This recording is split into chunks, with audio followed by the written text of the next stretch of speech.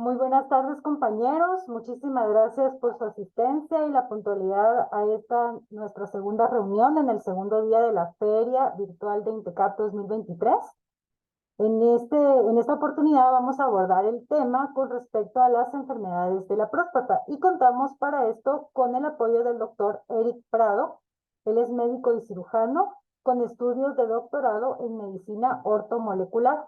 Doctor Eric, que sea usted bienvenido. El espacio es todo suyo.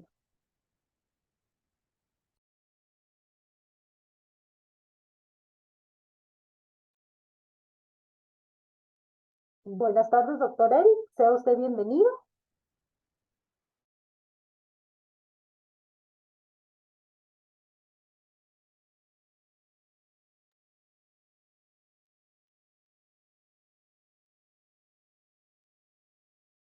Doctor Eric, no sé si nos puede escuchar.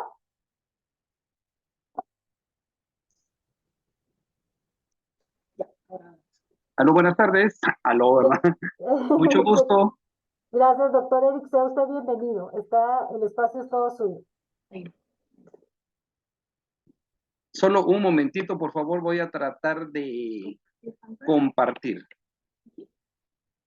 Perfecto. Muchas gracias, doctor.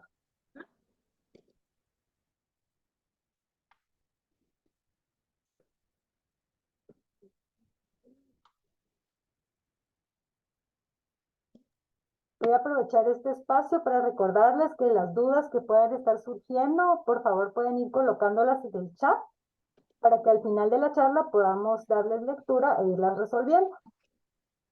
Buenas tardes. No sé si ya tienen acceso a la presentación. Aún no se observa, doctor. No se observa.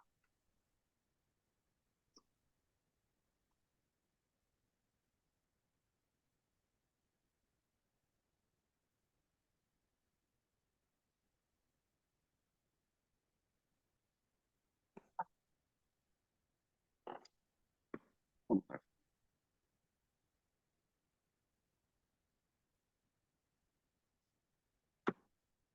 Listo, ahorita sí ya. Ahora sí. Observar, ajá. Solo si pudiera colocarlo usted en forma de presentación, donde está la forma como de copita al pie de la diapositiva.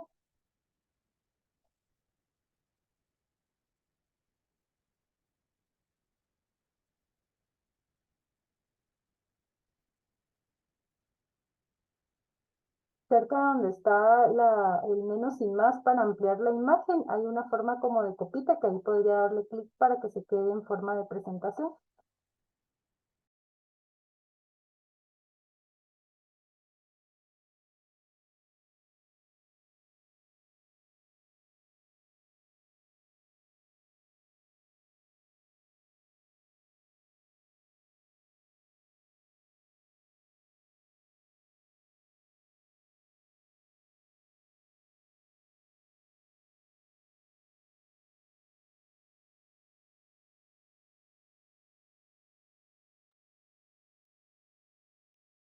Perdimos su imagen, doctor. Aquí listo, ya lo recuperamos. Buenas tardes. Buenas tardes, doctor, lo escuchamos. Ahora sí, ¿tienen acceso a la presentación? En este momento todavía no la vemos. Ahí. Todavía no, doctor. Permítame porque no No se logro. preocupe.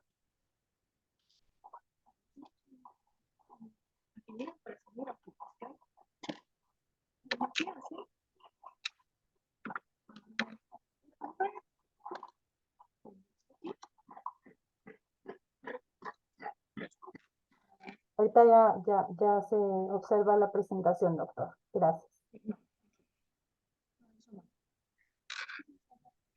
Solo habría que colocarla en forma de presentación. Ahí está, ahí cabal, justo ahí. Ahí puede darle clic y ahí. Ahora Listo, sí. ahí estamos. Listo, doctor. Muchas gracias. El espacio es todo suyo. Muy buenas tardes, respetable público. Mi nombre es Eric Rodolfo Prado. Soy médico graduado de la Universidad San Carlos. Me imagino que ahí hicieron la presentación, pero la tecnología a veces falla. Tengo la maestría en medicina ortomolecular, igual que mis compañeros de clínica SIM. Hoy vamos a hablar un poquito acerca de lo que nosotros hacemos en las clínicas SIM, especialmente en la próstata. Entonces, como introducción, pues ya vieron la fotita, es un poquito traumática para todo varón, pero nos tenemos que estar acostumbrando porque la próstata tiene sus peculiaridades. Vamos a empezar diciendo que la próstata se manifiesta tres patologías principalmente. Uno es la prostatitis, que es la inflamación, infección de la glándula prostática, y se da regularmente antes de los 40 años. La principal causa de esta enfermedad es infecciosa o viral, de origen bacteriano o viral.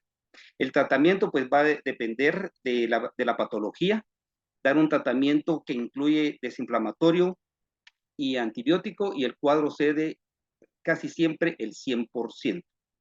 La otra patología que nos afecta es la hiperplasia prostática, que es el crecimiento normal fisiológico de dicha glándula, que se va a dar en todo varón después de los 45, 50 años de edad. Y ya vamos a hablar de los factores que influyen en esto.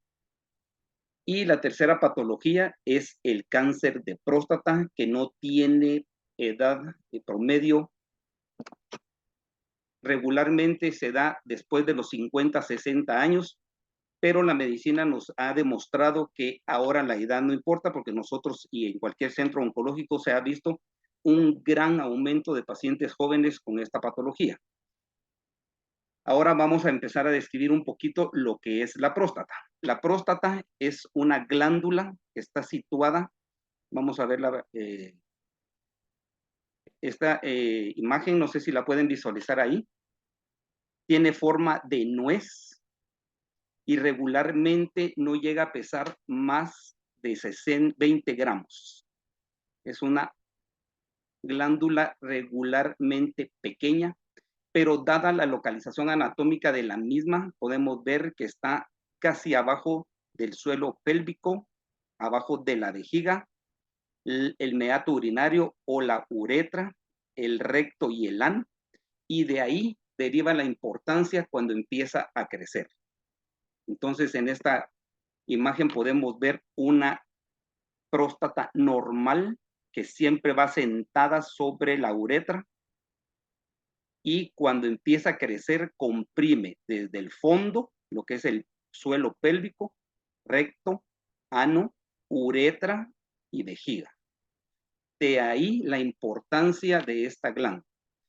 Una de las funciones primordiales de la glándula tiene mucho que ver con la producción de líquido seminal, que es el que va a garantizar que el semen, los espermatozoides, lleguen al lugar para fecundar y lograr el objetivo. Entonces, la función primordial de la próstata es la producción de líquido seminal, que aparte de ser lubricante, viene a preservar la vida de los espermatozoides. Cuando hablamos de la hiperplasia prostática, que es lo que nos conviene en este momento hablar, estamos viendo que es un proceso fisiológico normal en todo varón después de los 50 años, y nos va a producir varios síntomas que van a estar de acuerdo al tamaño y la afección de dicha glándula. Entonces, cuando hablamos de próstata, estamos viendo que se puede hablar. Cuando el grado 1 es de 0 a 20 gramos, estamos en hiperplasia prostática grado 1. Cuando el tamaño llega de 20 a 40 gramos, hiperplasia grado 2. 40 a 60 gramos, se habla de grado 3. Y cuando hablamos de 60 gramos y más, hiperplasia prostática grado 4. El antígeno prostático es, no sé si todos han escuchado acerca de esta prueba que se realiza. No es más que el conteo de la proteína que segrega la glándula prostática, y que sus valores no deben exceder de los valores séricos. O sea, séricos quiere decir sanguíneos, establecidos como normal, y regularmente tenemos 0 a 4, se considera como normal, y cuando esto está por arriba del valor normal, 4 nanomiligramos por decilitro, se tiene que pedir la relación libre total para determinar si esta patología está entre lo benigno o lo maligno. Entonces, cuando hablamos de hiperplasia prostática, tenemos que acostumbrarnos a hablar del tamaño y la presencia y los valores del antígeno prostático. ¿Por qué es importante hablar de la próstata y tener en cuenta todo lo que relaciona el peso, el valor del antígeno prostático? Porque la sintomatología es muy, pero muy molesta a este nivel cuando los valores ya exceden los parámetros establecidos como normales. Entre los síntomas y signos que nos va a producir este crecimiento, que algunas veces pacientes me vienen a preguntar a mí, doctor, si hablamos de la próstata, ¿por qué se le llama enfermedad? A una mujer, por ejemplo, viene la analogía que me preguntan, ¿la menopausia es una enfermedad o es un factor normal de la mujer? Entonces, el crecimiento normal de la próstata se le llama enfermedad por los síntomas y signos que producen y es una molestia. Por eso se ha catalogado como una patología. Entonces, cuando un varón empieza a padecer de hiperplasia prostática benigna, siempre se catalogan los síntomas del tracto urinario bajo. Entonces, muchas veces se va a ver como STV. La mayoría de pacientes empiezan a presentar aumento de la frecuencia urinaria o urgencia para ir a orinar, a miccionar, aumento de la frecuencia urinaria por la noche, que se llama nicturia, dificultad para comenzar a orinar, que en términos médicos se llama disuria, flujo de orina débil o que se detiene y vuelve a comenzar. Muchas personas el flujo de orina se corta por intervalos, goteo después de orinar, imposibilidad de vaciar completamente la vejiga, se le llama tenesmo vesical, es cuando las personas van al sanitario, orinan y siempre queda aquella molestia de que no se vació completamente la orina, la vejiga. Los otros signos que algunas veces tienen mucho que ver con la hiperplasia prostática, tiene que ver infecciones urinarias recurrentes, imposibilidad, o sea, taponamiento, y algunas veces sangre en la orina, que se le conoce como hematuria. Todo esto tiene mucha relación por la foto anterior que pudimos ver. Aquí pueden ver ustedes en donde el crecimiento de la uretra ya comprime totalmente la vejiga, la uretra, y el sedimento urinario siempre va a ser frecuente en este tipo de pacientes. Por lo tanto, las infecciones urinarias recurrentes son muy frecuentes y de ahí deriva la importancia para evitar una infección renal, o sea, las partes urinarias altas, y llegar a insuficiencia renal.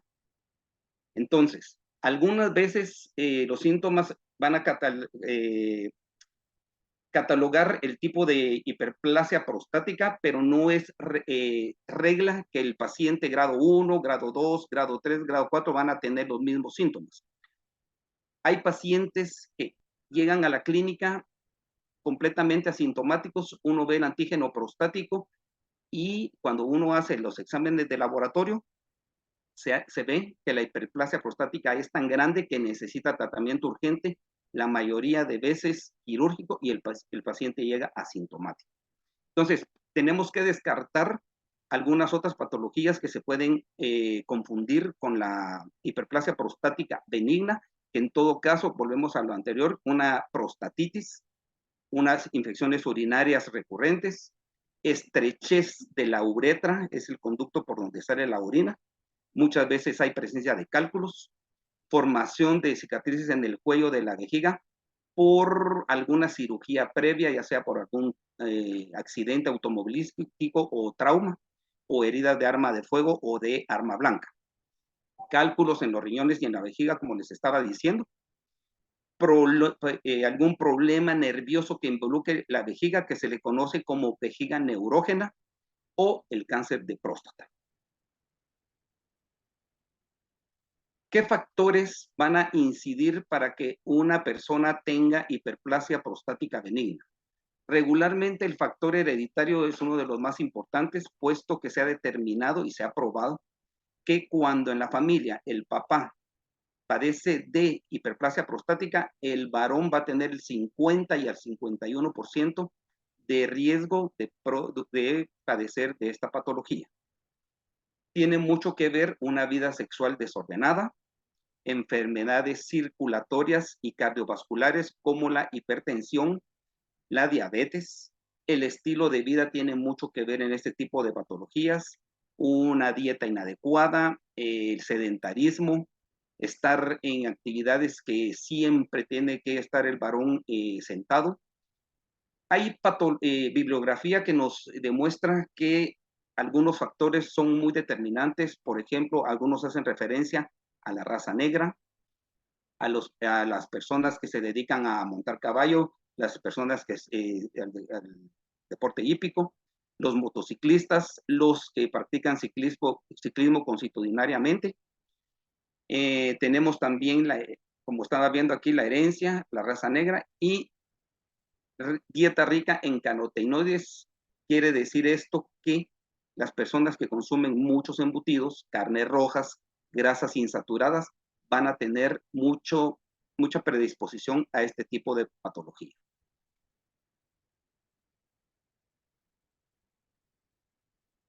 Cuando hablamos de la etiología de la hiperplasia prostática benigna, solo tenemos que saber lo siguiente. Cuando la persona empieza a pasar de cierta edad, irregularmente los 50 años, nuestro cuerpo tiene unas enzimas que van a degradar, metabolizar las sustancias que nosotros ingerimos, y esto tiene mucho que ver con las hormonas, que es la testosterona. Entonces, cuando el varón empieza a desarrollar, la próstata crece de un tamaño normal, tiene la función de la producción de esperma, la procreación, y el paciente no va a tener mayor sintomatología. Después de los 50 años, nosotros tenemos la testosterona que es metabolizada, pero desgraciadamente tenemos una hormona que se llama estradiol, que va a metabolizar de una forma inadecuada la testosterona y la va a formar en dihidrotestosterona.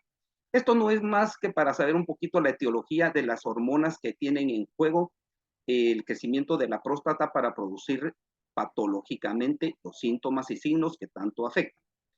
También tenemos que tener en cuenta que el hombre tiene cierto nivel de estrógenos, y cuando esta hormona, la dihidrotestosterona, empieza a aumentar su valor en la sangre, el componente de estrógenos va a afectar la próstata en su parte caudal. Entonces va a hacer que no haya presión cuando comprime la vejiga, la uretra, hay sedimento de orina, vaciamiento incompleto, y es lo que nos va a dar toda la sintomatología que estábamos hablando. Esta foto que les mencionaba acá, que es el terror de todo hombre, pero la práctica nos ha indicado que es el examen más fidedigno para demostrar y estar completamente seguros que el paciente se encuentra en hiperplasia prostática benigna, puesto que recordemos, no todas las personas tienen acceso a clínicas donde hay ultrasonido. El antígeno prostático, pues no en todos los laboratorios lo pueden efectuar. Entonces, hay que romper el estigma de yo no voy a consulta porque me va a tocar el examen rectal para ver si tengo mala la próstata. Es uno de los diagnósticos más a la mano y más certeros que tenemos. Pero nosotros hacemos mucha referencia, mucho énfasis en un estilo de vida sano, bastante dieta saludable, ejercicios, y pues hacerse un chequeo después de los 45, 50 años cada año para descartar este tipo de patologías. ¿Cómo diagnosticar la hiperplasia prostática benigna? La hiperplasia prostática benigna principalmente es el examen físico, una buena historia clínica. Nosotros tenemos el índice internacional de los síntomas prostáticos, IPSS en inglés, que son 8 preguntas fundamentales que tienen que ver con la frecuencia urinaria, la dificultad para orinar, o sea, todo lo que hicimos énfasis en el inicio, y con 8 preguntas ya puede decir uno, este paciente ya viene a catalogarse como hiperplasia prostática benigna. El examen rectal, que tiene que ser siempre anuente el paciente para efectuárselo. La determinación del antígeno prostático específico. Recordemos cuando hablamos al principio, de 0 a 4 es el valor normal, y cuando el valor excede de 4, entonces se pide el factor prostático específico para hacer relación libre y total. Esto es solo para que nosotros lo sepamos. La relación libre total indica si la relación es mayor de 25, el paciente va a estar siempre catalogado como una hiperplasia prostática benigna. Cuando es menor a 16, es necesario hacer toda la batería de exámenes, que ya le incluyen biopsia, tomografías y exámenes seriados cada 3 meses para determinar si está degenerando a una hiperplasia prostática a cáncer. Siempre se necesitan hacer los exámenes de gabinete normales, hematología, orina, creatinina, puesto que cuando hablamos al inicio, si el sedimento de orina ha estado mucho tiempo, la vejiga no se vacía completo, eso se forma sedimento, siempre va a haber infección bacteriana y puede subir a las vías altas urinarias y afectar los riñones, que la única forma de determinar eso haciendo exámenes de sangre. El ultrasonido prostático, que nosotros recomendamos siempre el ultrasonido prostático transrectal para hacer una mejor evaluación. Cuando hablamos de la hiperplasia prostática, siempre hemos tenido tratamientos alternativos porque no siempre han existido los tratamientos médicos convencionales. Pero vamos a hablar primero de los tratamientos químicos, que son los que más se utilizan, los que más están en boga, y ahora pues los pacientes están buscando otras alternativas, pero siempre hagamos referencia que van a actuar para frenar, llamémosle limitar la hormona que les dije, esta enzima alfa reductasa, que es la que va a degradar la testosterona normal a dihidrotestosterona. Entonces tenemos una gran gama de tratamientos, pues ustedes sabrán de algunos, en las preguntas pueden hacer referencia a algunos. Tenemos los tratamientos alternativos, que es lo que es nuestro fuerte. Entre ellos está la fitoterapia, son todos los tratamientos que vienen derivados de las plantas, y los tratamientos no selectivos, que son hormonales. Toda esta gama de tratamientos nos vienen a paliar la sintomatología, que es lo más molesto en este tipo de pacientes, puesto que no es nada agradable tener goteo, tener la urgencia urinaria. Y recuérdense que con el estrés, la vejiga va a responder no muy agradablemente. El tráfico, ahora muchos centros, tengo pacientes que no los dejan entrar a los centros de comida rápida porque ven que solo van a utilizar el baño. Entonces, la calidad de vida del paciente se altera de tal forma que nos viene a producir mucha molestia. Entonces, por eso es que nacimos nosotros. Cuando uno habla de los tratamientos convencionales, ya les dije, hay varios y todos se centran en la limitación, bloqueo de esta famosa enzima, la alfa reductasa, pero desgraciadamente los tratamientos químicos nos han demostrado que sí van a aliviar los síntomas, pero los efectos secundarios pues han sido muy, muy negativos. Entre los efectos secundarios que la mayoría de pacientes varones, perdón, lo de varones porque es una afección del hombre, que refieren es disminución de la libido, falta de erección, y lo más molesto de todo, el orgasmo retrógrado, que no es del agrado del 90% de los pacientes. Es por eso que nosotros en Clínica SIM Voy a retroceder un poquito las diapositivas. Nuestra propuesta, ustedes saben que nosotros nos dedicamos a la medicina ortomolecular, tenemos la maestría en medicina ortomolecular. Para hacer un poco de hincapié, la medicina ortomolecular es aquella que le va a dar respuesta a la enfermedad desde el punto de vista celular, recobrando el equilibrio bioquímico de las células sin efectos secundarios. Por eso es que nuestra propuesta se llama Proxazin, que es un conjugado de flavonoides. Y vamos a poner acá lo más importante de los flavonoides para que ustedes sepan cuáles son las principales funciones que nosotros pretendemos. Vemos que Proxazin en sí se compone de hesperidina, malvidina, oleopureína, apigenina, muricatenol. Este es el compuesto de Proxazin que nos ha dado una gran respuesta, y lo más importante, no tenemos efectos secundarios tan molestos y nos ha hecho que el paciente busque nuestra opción. Entonces, solo para resumir, yo sé que es muy molesto esos nombrecitos, pero para que recordemos Proxazin, la principal función es inhibir la señalización celular. ¿Esto por qué? Recordemos que cuando, yo creo que mis compañeros hablaron un poquito de cáncer, las células pasan de displasia a metaplasia, es cuando se está deformando la célula y ya pasa a ser maligna, cancerígena. Entonces, inhibir la señalización celular tiene mucho que ver para que no haya crecimiento desordenado.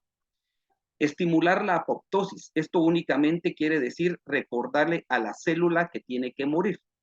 Y poco a poco, conforme vayamos platicando en estas charlas, vemos que el cáncer es importantísimo, la apoptosis, que no es nada más que la muerte fisiológica de la célula. La célula tiene que nacer, crecer y morir. Entonces, la apoptosis no es nada más que recordarle a la célula que tiene que tener una vida determinada.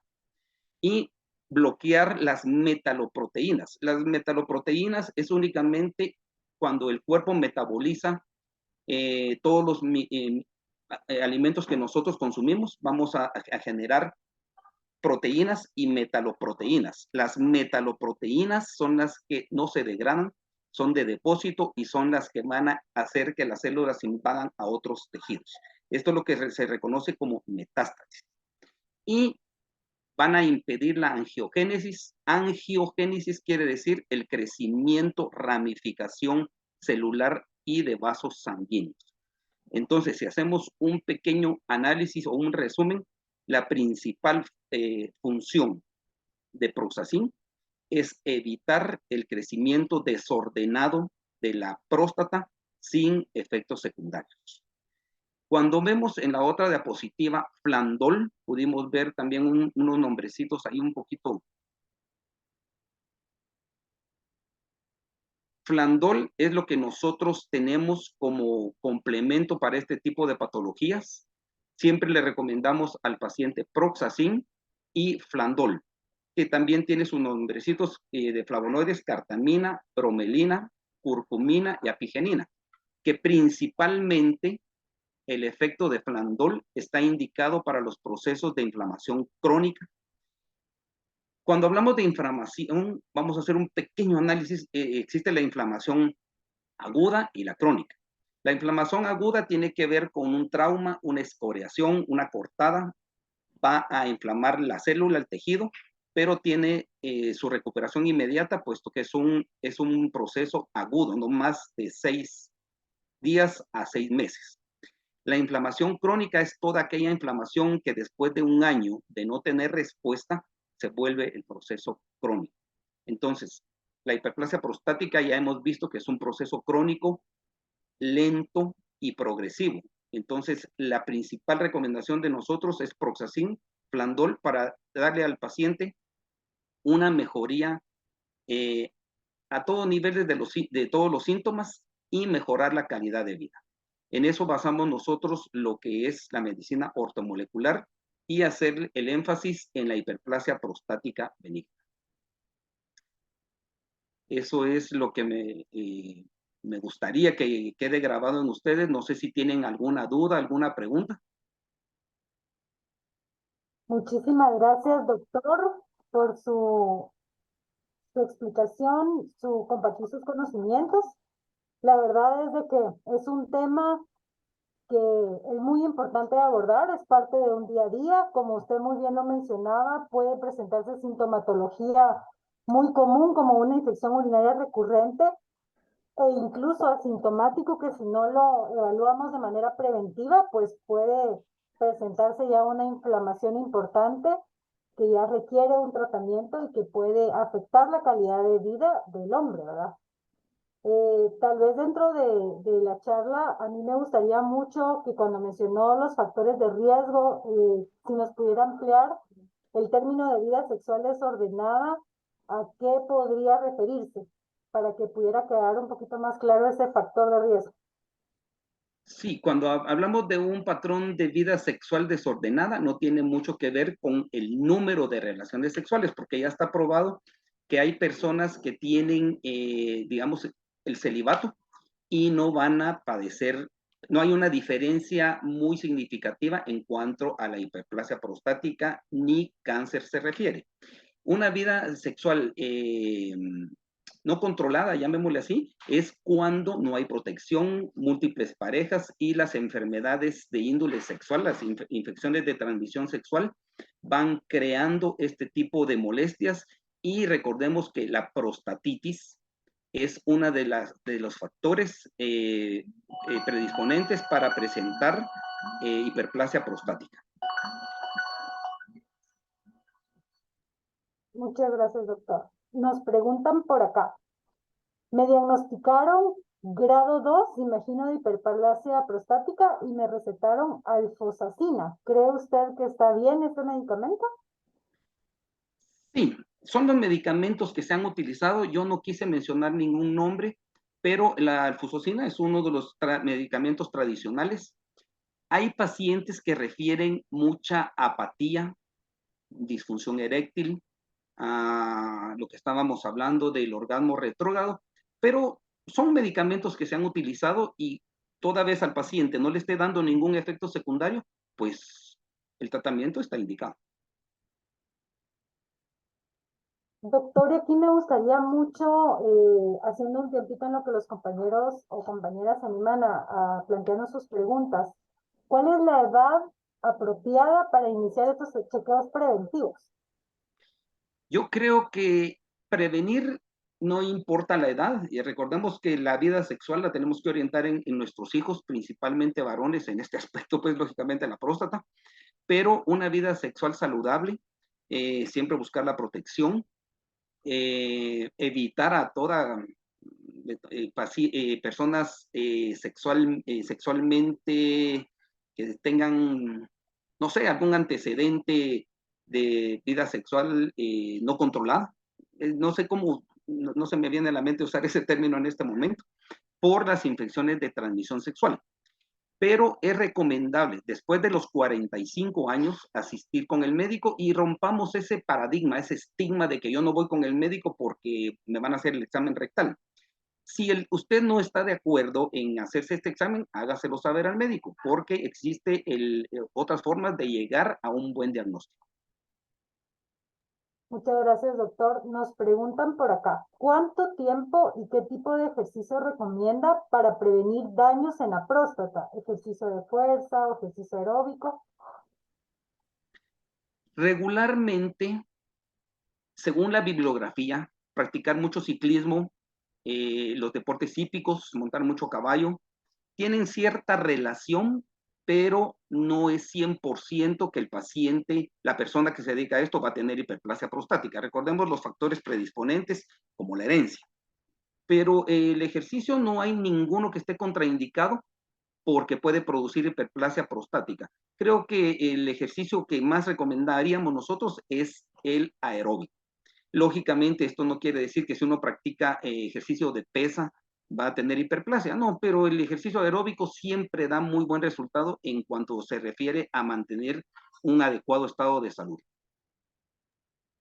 Muchas gracias. Nos preguntan por acá, ¿cuál es el diagnóstico de una persona que estuvo en tratamiento Luego, al hacer el examen, le programaron una biopsia y después del resultado nuevamente lo dejaron en tratamiento durante 3 meses más. Quizás, en su opinión y en su experiencia, ¿qué podría usted estimar con respecto al diagnóstico que pudiera originar esta conducta? Estamos hablando siempre de la próstata, ¿verdad?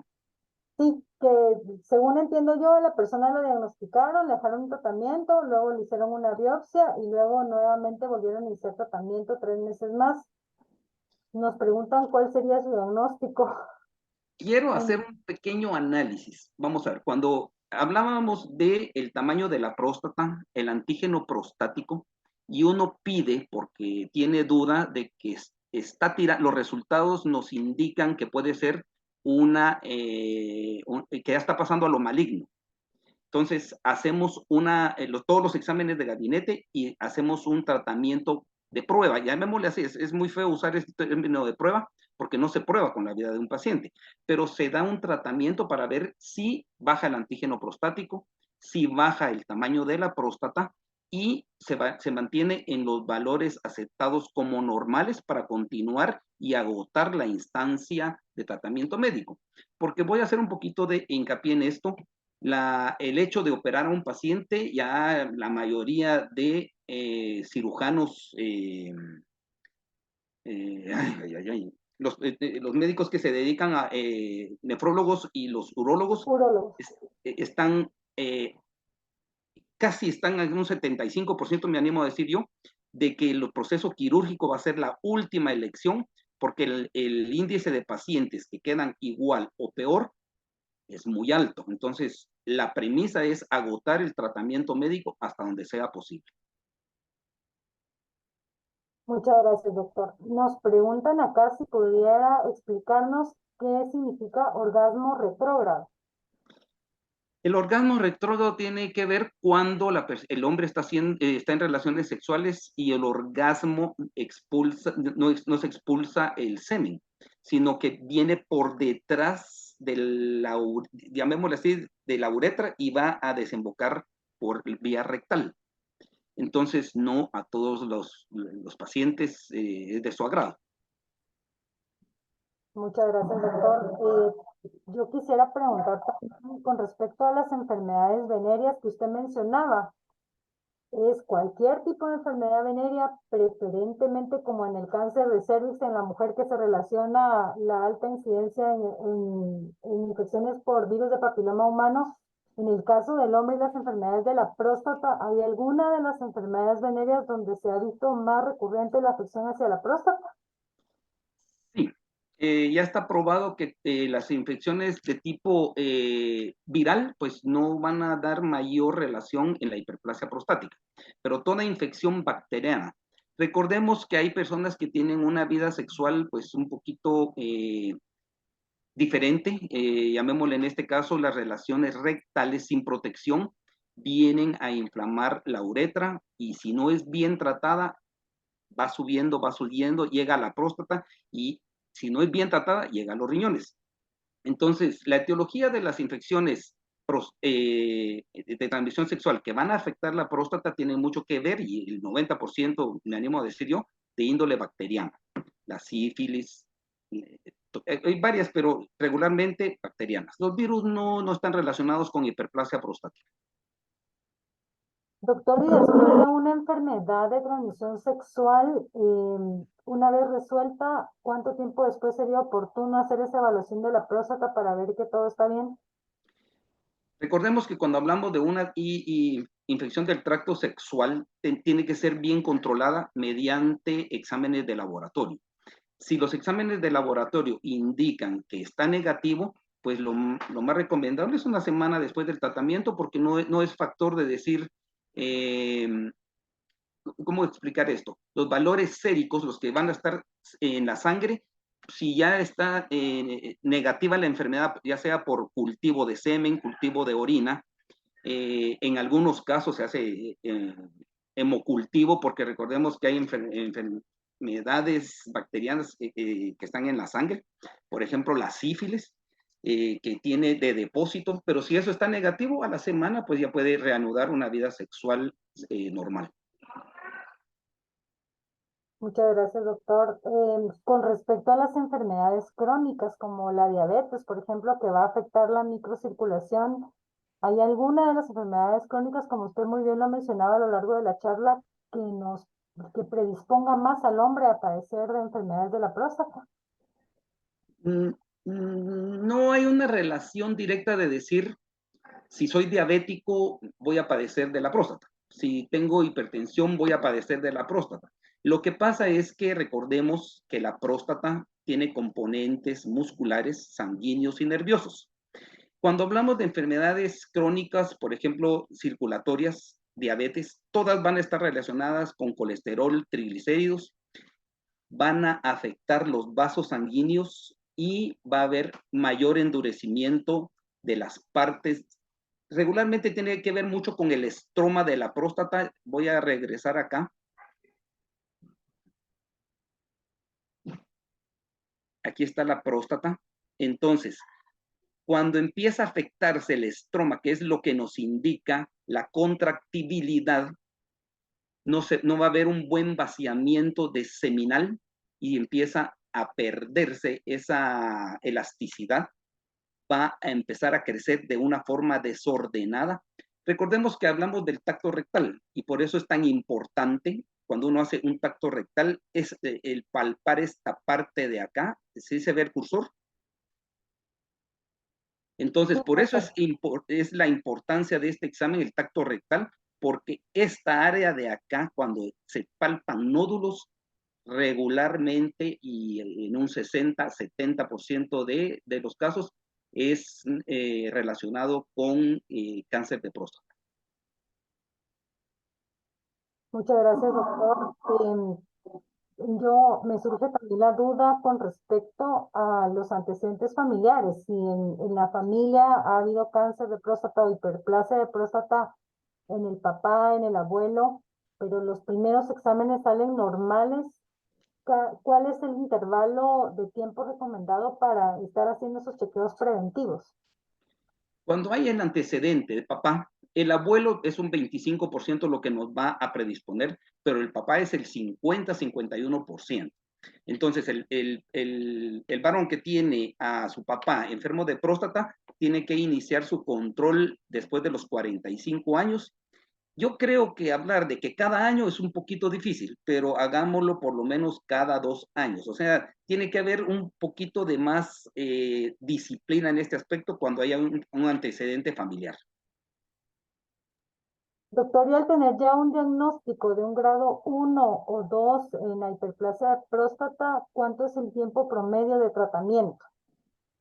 Regularmente va en relación a los síntomas. Si el paciente a los primeros 3 meses ya se siente bien, pues se hace mucho énfasis en el plan preventivo.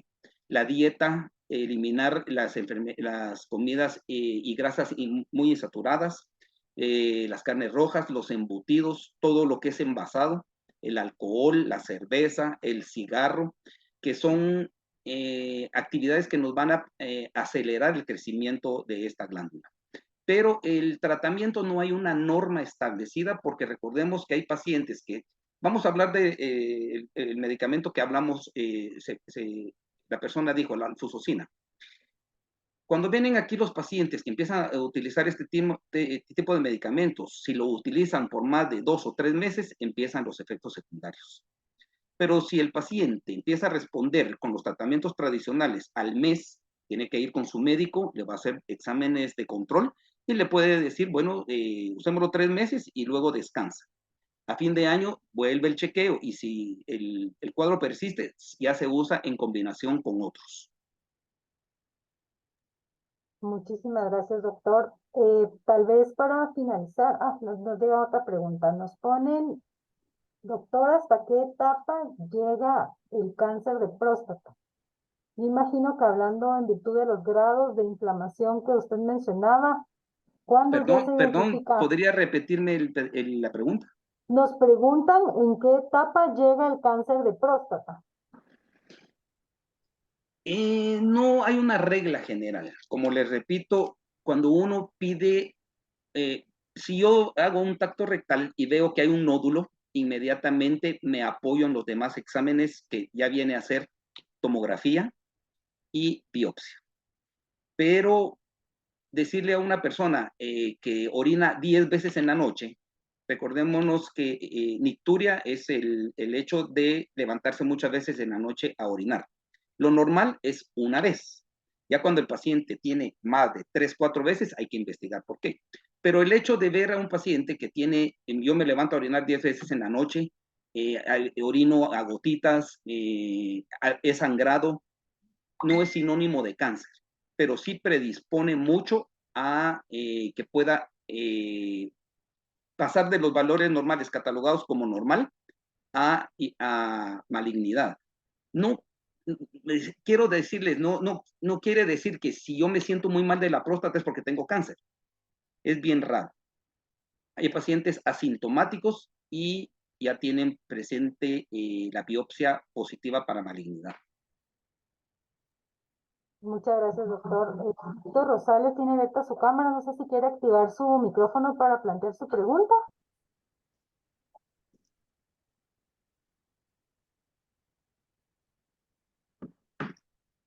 Buenas tardes, Víctor. No sé si quiere plantear usted su pregunta. Buenas tardes. Buenas tardes. Adelante, Sí, bueno. le escuchamos, Víctor. Muy buenas tardes. Mire, yo saludé porque estoy entrando a la sesión. Lamentablemente se me había pasado el horario. Disculpen hoy. Solo estaba saludando. Perdone, Víctor. Claro, bienvenido. Muchas gracias por Gracias. participar. Gracias, muy Doctor, amable. tal vez como una manera de finalizar, ya que no tenemos más preguntas, me gustaría que nos pudiera usted retroalimentar con respecto a cuando vamos a sacarnos nuestros exámenes de laboratorio preventivos, el antígeno y el examen de orina. ¿Habría alguna indicación especial para que esos exámenes no salieran alterados, verdad? Muchos pacientes preguntan, mire, me tomo mis medicamentos normales, estoy en ayunas, ¿cuántas horas de ayuno? Estos factores que podían interferir en un buen resultado de laboratorio. Excelente pregunta, porque muchas veces no recibimos ese tipo de información. Solo nos dicen, miren, vaya a hacer estos exámenes.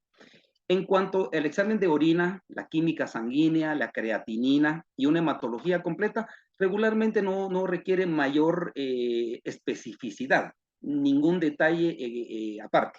Ahora bien, cuando se le pide el antígeno prostático al paciente, siempre se le recomienda por lo menos 24 horas de abstinencia sexual a todo nivel, ¿verdad? Porque muchos practican la masturbación también.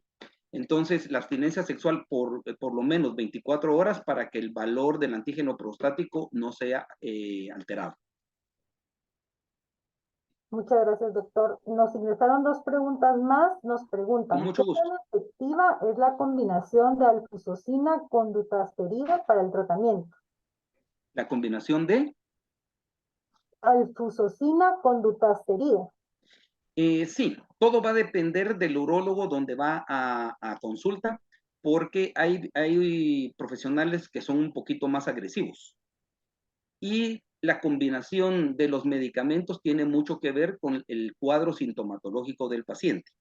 Cuando el paciente viene a consulta acá con nosotros, pues nosotros respetamos el criterio del paciente y principalmente si viene tratado por algún colega anteriormente. Pero la combinación de medicamentos, recuérdense que hablamos de los hormonales, los que van a inhibir esa hormona, la 5-alfa reductasa, se pueden utilizar en combinación. Y la fitoterapia, que es lo que nosotros ofrecemos también, se pueden combinar sin ningún problema. Es más, cuando uno utiliza fitoterapia, o sea, yo trabajo acá, cuando hacemos terapias con flavonoides, los efectos secundarios de los otros medicamentos clásicos, llamémosle así, son menores. Muchas gracias, doctor. Nos preguntan si con el tratamiento se puede revertir la inflamación de la próstata. En efecto, el tratamiento está indicado para disminuir de tamaño la glándula prostática y bajar los niveles del antígeno prostático, que son los que nos preocupan a la hora de hacer el análisis si todavía es benigno o ya está pasando al cuadro maligno. Muchas gracias. Nos preguntan si hay vitaminas para evitar la inflamación de la próstata o son los tratamientos en farmacia los únicos que se podrían utilizar para este fin. Y vitaminas, dijo al inicio. Exacto, vitaminas para evitar la inflamación de la próstata. No. Está probado que la vitamina E, los carotenos, o sea, todo lo que tiene que ver con la vitamina A, pues nos van a proteger hasta cierto punto de que la afección que va a pasar a maligno sea más lenta.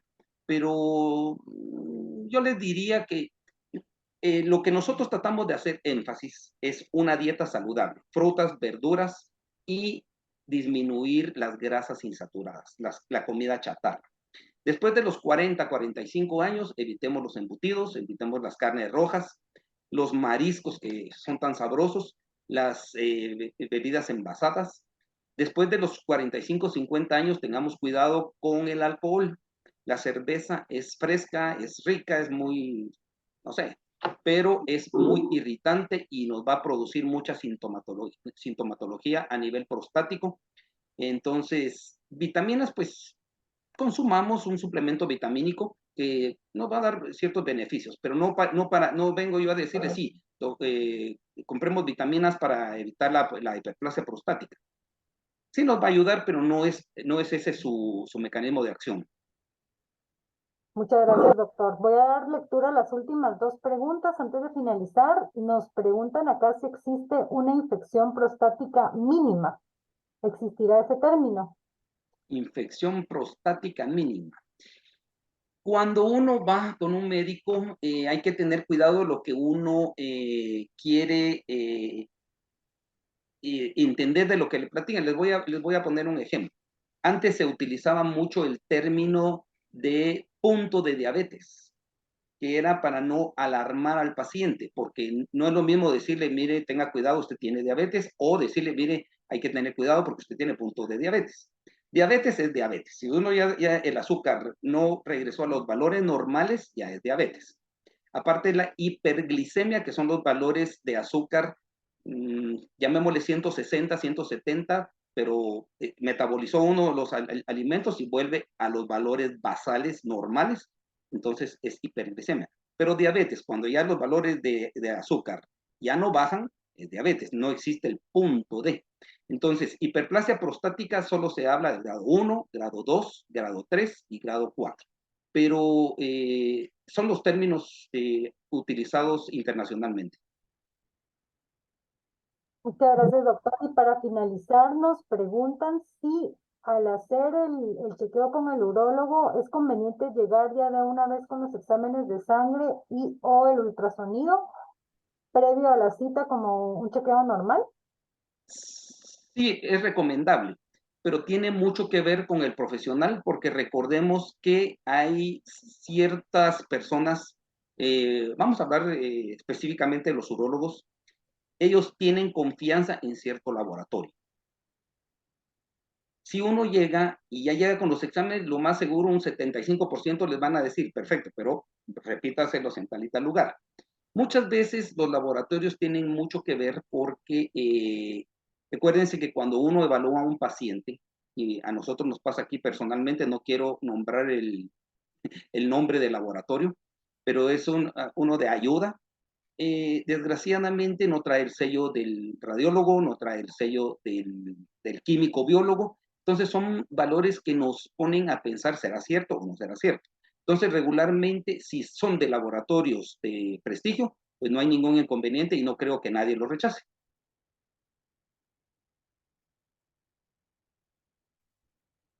Muchísimas gracias, doctor. Aquí finalizamos la ronda de preguntas.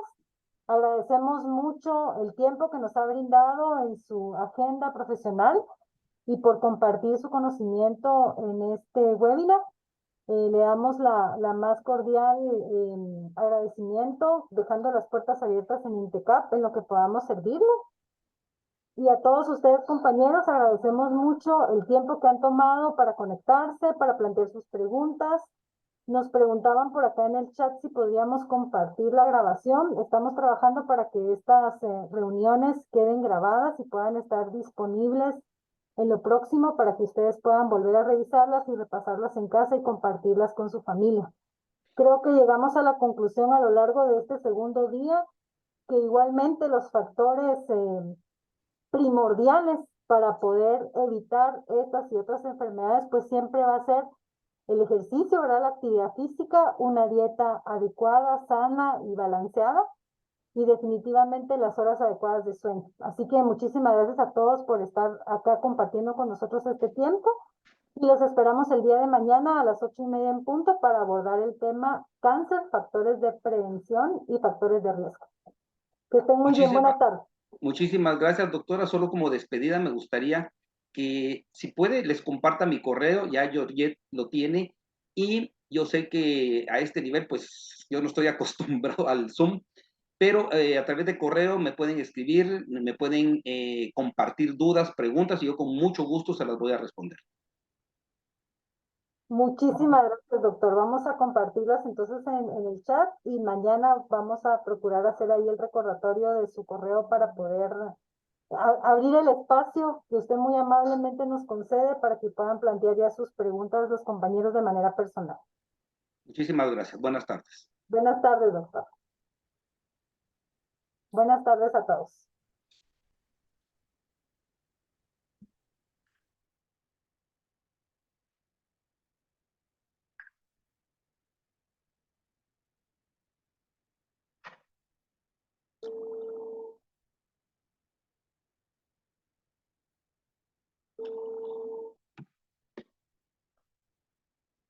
Aló. Sí, aló, buenas tardes. Buenas tardes, doctor.